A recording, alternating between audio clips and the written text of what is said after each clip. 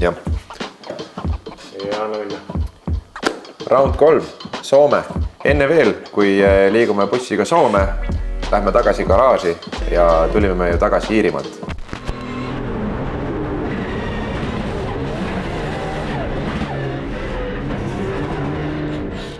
Nii, tõmba üks kinni.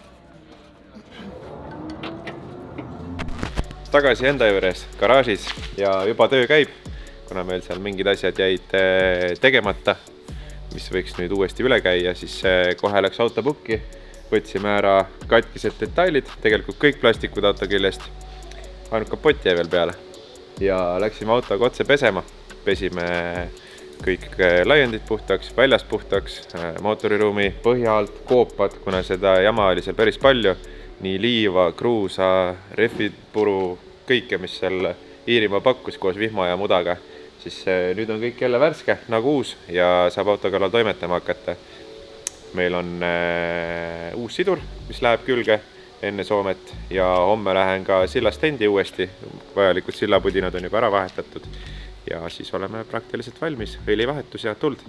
Siin on karbikatte, mis on siin poisid nipukatega võnitu kuidagi kokku, aga nüüd viin selle karbikatte ja esistange tegelikult ka Fiber Designi Tammetari juurde.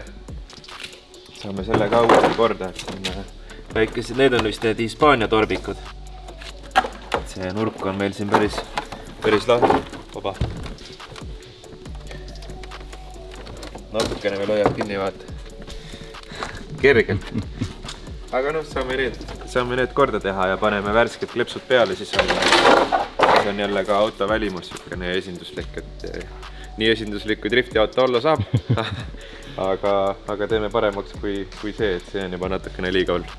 Jah, saime auto nii väliselt kui ka tehniliselt uuesti korda ja sõiduvalmis, aga kui me varem arvasime, et auto oli katki, siis hoidke alt. Soome oli veel hullem roomuralli kui Iirimaal. Ütlen kohe siia algusesse ära ka, et kuna Ristol, meie videograafil, paraku töö tõttu ei õnnestunud seekord meiega Soome kaasa tulla, siis need kohustused, mis Ristol on, langesid ka Karolini õlgadele, ehk siis kogu materjal on üles võetud Karolini poolt. Aga jõudsimegi Soome. Seekord üsna lühikene reis võrreldes Iirimaa ja Hispaaniaga.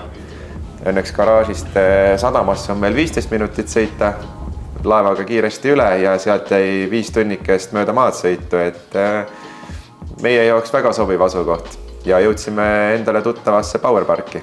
Ja nagu ikka, siis alustame ju enda võistlusele jõudmist enda boksi koha leidmisega ja asjade ülespanekuga. Kuna seal Powerparkis, kes veel eelmist aastat mäletab, on see väga limiteeritud, see boksiala, siis boksi vanemal oli kindlasti kõva ülesanne, mida ta seal meile ka rääkis, et kuna asi on jälle edasi arenenud, poolhaakid ja suuri treilereid on juurde tulnud, mehed, kes varem käisid väikse bussi ja väikse treilaga, nüüd käivad suure bussiga, siis oli tal jälle kõva ülesanne kõik need autod ja treilad sinna ära mahutada. Poisid, mis teete? Paneme boksi paika, kui me paneme boksi paika, me paneme plaani paika, kuidas boksi paika panna. Vaat nii. Leisi tee pead või? Pese oma kuradi küna ära, enne kui siia tuled üldse sellega. No teevad väiksena. Boks ülesse pandud ja käisime Märdiga ka sõitjate koosolekul õhtul, mis siis pani õhtule selle punkti.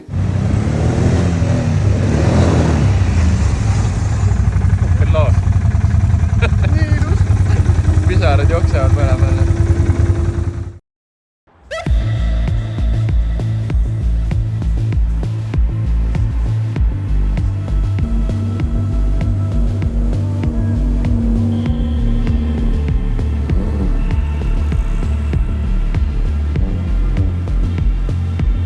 Reede, esimene võistluspäev ja ühtlasi ka esimene sõidupäev, ehk siis kohe hommikul üks sessioon trenni, mõned tunnid vahet, teine kerge sessioon trenni ja õhtul veel ka kvalifikatsioon.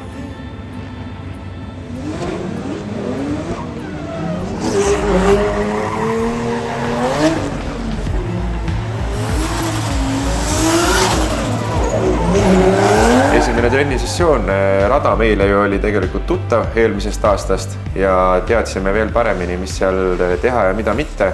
Nii et saime kohe esimese trenniringi teha Oliveriga koos ja kuna me mõlemad teadsime rada, siis saime kohe ka mõnusat tandemit sõita. Üleüldiselt väga edukas trennisessioon ja algusest peale kõik sujus.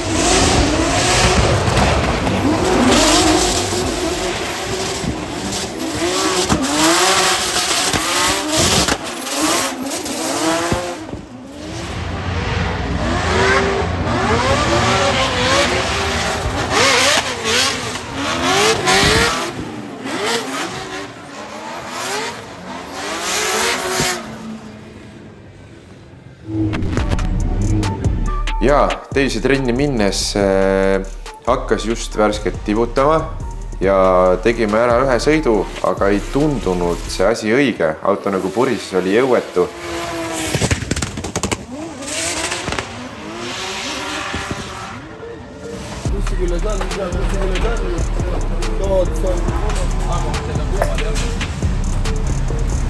Teine trenn enne kvalli. Kõu otsa sai või? Teine trenn enne kvalli, ühe ringi tegime, auto purised.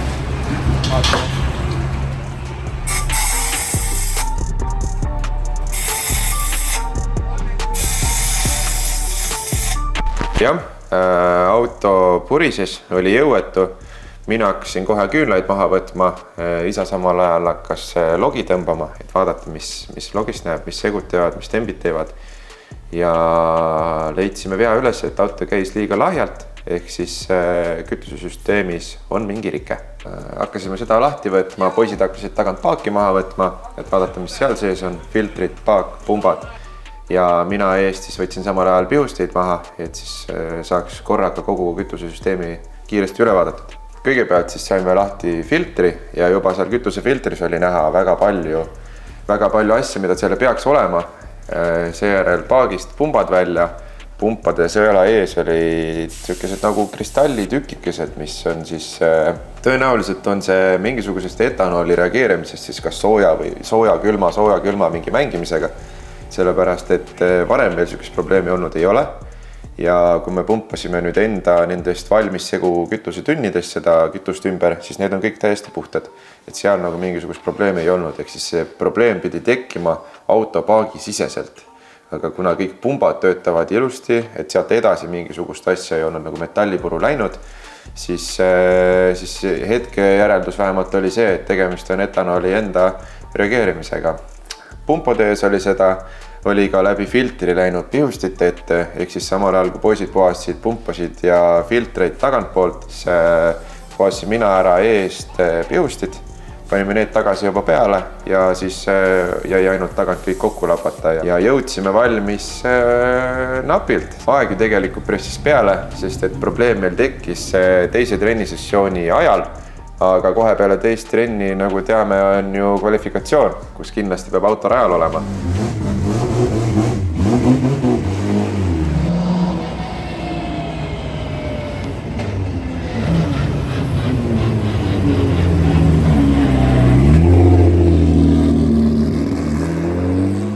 Kindlasti aitas meile kaasa, aga natukene see, et olud läksid märjaks ja hästi palju oli viivitusi ja crash'e seal esimeses kurvis just. Et ka sealt võitsime natukene aega ja saime auto õigeks ajaks rajale.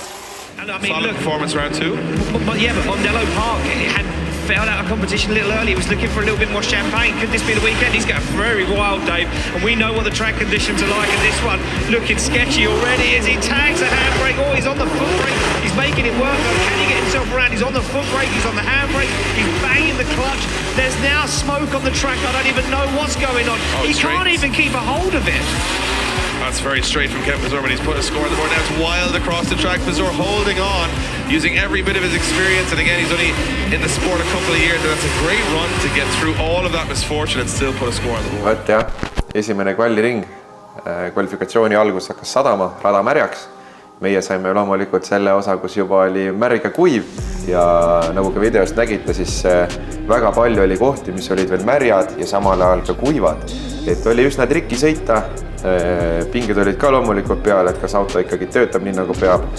aga saime sealt mingid punktid kirja, mida me kohe alguses teadsime, et sellest ei piisa, sest kõige suurem punkti kaotus ilmselt tuli sinna peale esimest kurvi sirge peale minnes, kus korraks oli näha auto sirgemaks minekut, sest et ma oli märg ja mõtlesin, okei, nüüd teen käiguvahetuse, aga täpselt kui käiguvahetus tegema hakkasin, siis oli üks kuiv koht, mis natukene tegi selle jõnksu sinna sisse, et seal ilmselt oli kõige suurem punkti kaotus nendes oludes. Peale esimest sõitu olime siis suurest mängust väljas tabeli järgi ja teises sõidus pidime hakkama kõvasti parandama, et tandemiteks sees olla.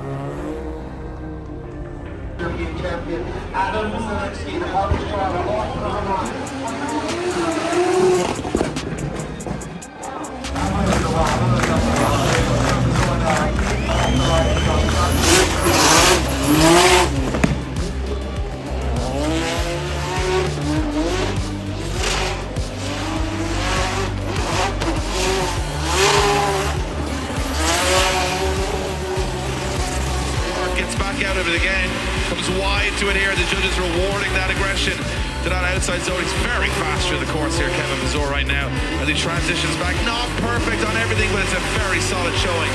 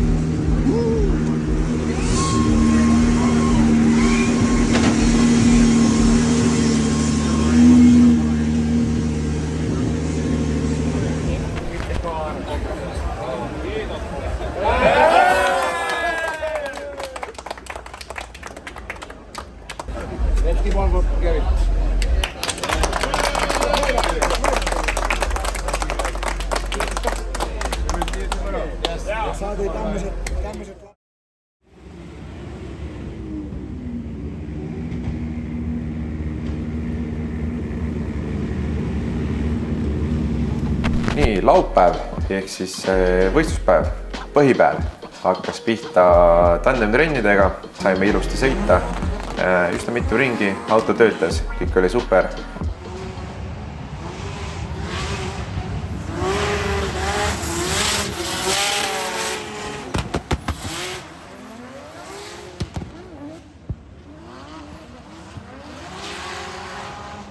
Ja trenni lõpus hakkas tegelikult uuesti tibutama ja nii kui tibutama hakkas, siis hakkas ka rajal asju juhtuma, ehk siis mõned kohad jälle, kus oli hästi palju rehvi asfaldi peale pandud, seal vesi jäi seisma selle rehvi kihi peale, mitte ei läinud asfaldipooridesse ja need kohad olid väga libedad, millest tingituna siis oli ka väga palju crash'e jälle.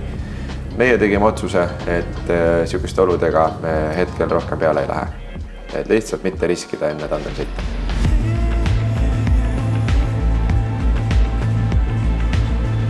Top 32.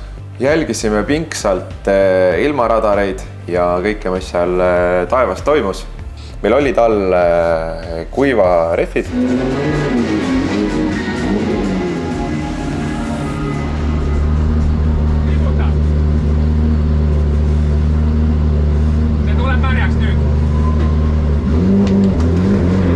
Ja just siis, kui me hakkasime minema välja üks paar enne meie sõitu, hakkasin sõitma boksist välja, ma olin autos valmis ja siis jõudis kohale see vihm, mis pidi jõudma suures piiris meie sõiduks või gramm peale meie sõitu. Nii et panime tagurpidi käigu sisse, uuesti boksi, poistega kähku vihmarehvid alla, amordid vihmaseadesse ja tuld.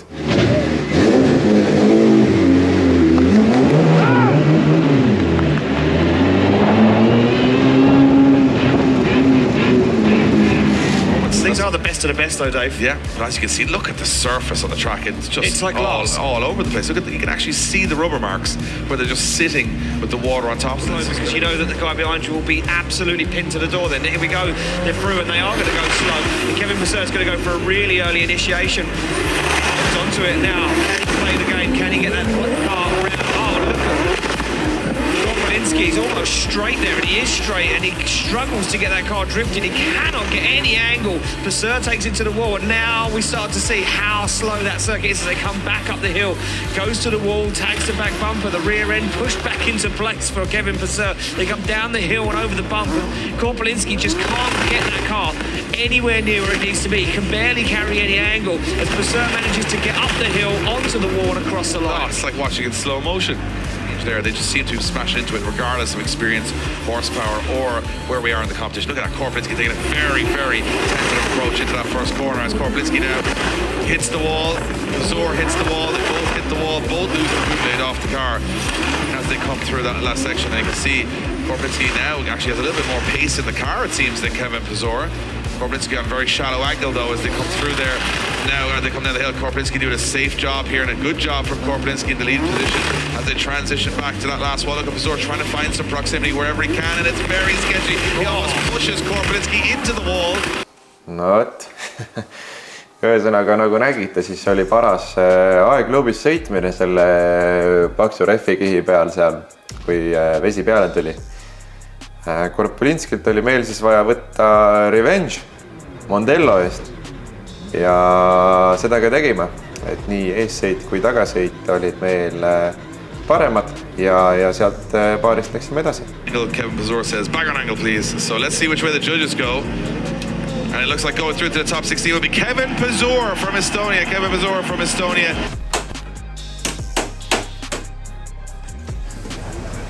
Poistele tööd ka natukene, et igav jakkab. Kas oled kosmeetik? Yes! Kosmeetik. Täna siis alustame. Siilike raisk.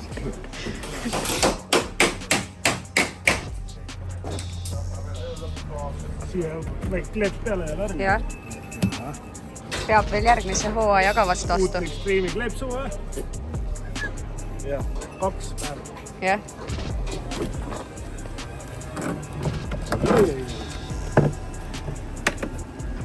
No võt, meil oli seal Korpelinskiga sõidus neid pedoni puudutusi päris mitu ja kuna see korv oli ka tegelikult juba varasemalt nagu pihta saanud, siis nüüd käis ta ikkagi päris jõuliselt oma kohalt ära. Hea, et meil asjad terveks jäid kõik, et ainult nii-öelda kosmeetilised vigastused. Poisid tõmbasid raami sirgeks, keevitasid uuesti torud kinni, mis seal puruks olid ja lappisid ka selle tagaotsa kokku, et saaks uuesti minna top 16 sõitma. Aga enne veel top 16 sõitjate tutvustus.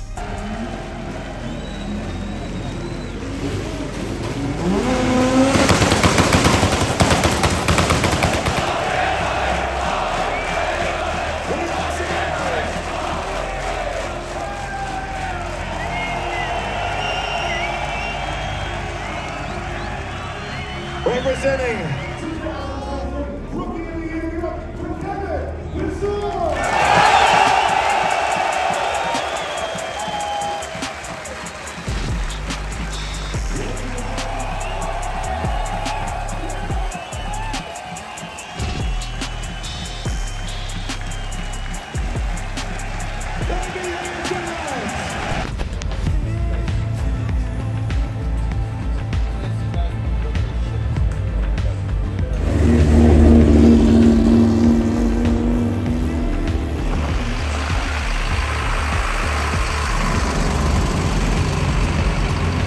ready for this home track. I think this settles so many drivers, but he's got a very on-form Kevin Vasseur behind him, ready to do the business, ready to stay in a championship fight. They absolutely hammer down through the gears, and Vasseur goes for a bigger initiation. He's on the inside though, as Poitalaxco takes a strange line for outside zone 2, and that messes up Kevin Vasseur. Now they hit the wet part of the circuit. Now he's dry again, and Kevin Vasseur struggling to hang with the grip, but Juha Poitalaxco way off that qualifying line. It's almost dry.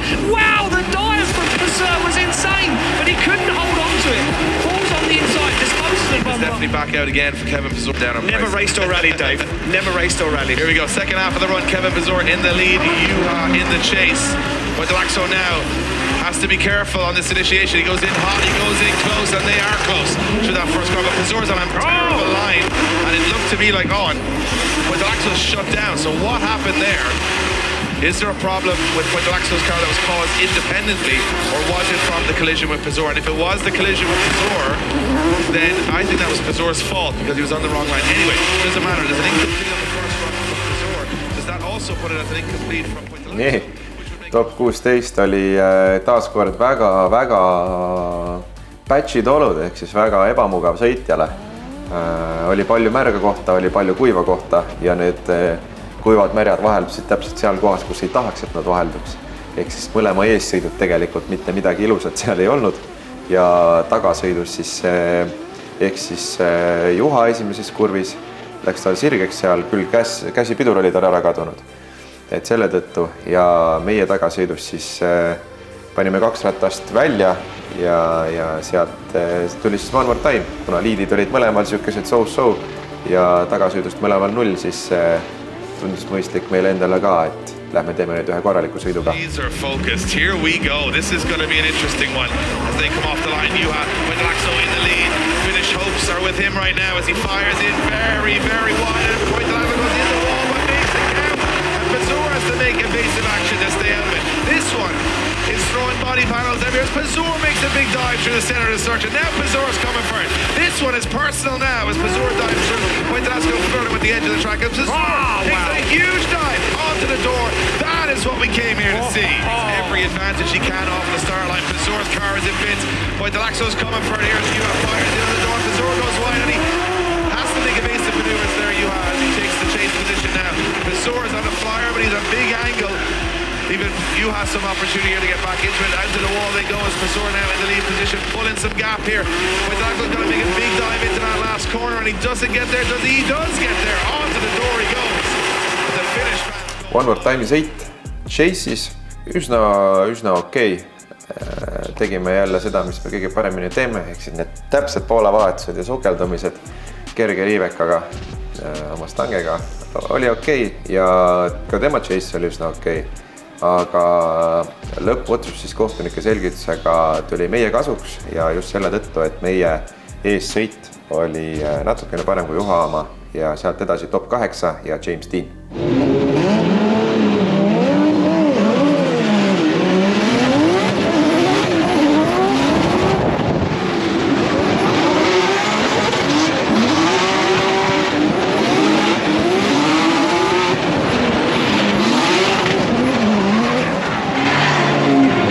James Dean, ehk siis mees, keda kutsutakse maailma kõige edukamaks driftisportlaseks. Tema vastu liiga palju nagu enam tagasi hoida ei ole midagi, eriti kui on veel top 8, eks ju. Siis järgmine step on top 4, ehk siis juba võimalus sõita poodiumi peale. Ja läksime suruma kõvasti. Saime ka trennis tegelikult hommikul temaga ühe sõidu teha. Ja seal ühes kohas raja peal ma jäin temast natukene maha, sõitis sealt üsna kiiresti läbi ja nüüd, kui läksime püüdma, siis oli olukord teistsugune, ehk siis natukene pahade asjade kokku langemine ja grammikene liiga vara oli meie jaoks poolevahetus ja panime omavahel kokku niimoodi, et meil purunes rooli ots ja kahjuks teist sõitu enam teha ei saanudki. Nagu näete, siis punktitabelis on need vahed üsna pisikesed. Meil on tänaseks nüüd pool hooaega sõidetud, see tähendab, et 3 etappi, ehk siis pool hooaega on veel. Järgmiseks 4. etapp meie peaaegu kodurajal Pikernikil. See rada meile kindlasti sobib ja loodame seal teha kõva tulemuse ja uuesti top 3 tagasi tulla. Rõõm on näha ja kuulda, kui palju on juba teie kallite fännide poolt ostetud piletid sinna. Loodan teid kõiki seal näha. Võtame kindlasti kaasa ka oma merchi pagasi, nii et kohtame juba seal. Aitäh teile kõikidele, et te meid ikka toetate. Aitäh meie sponsoritele ja meie oleme valmis. Tulge teie ka. Ciao!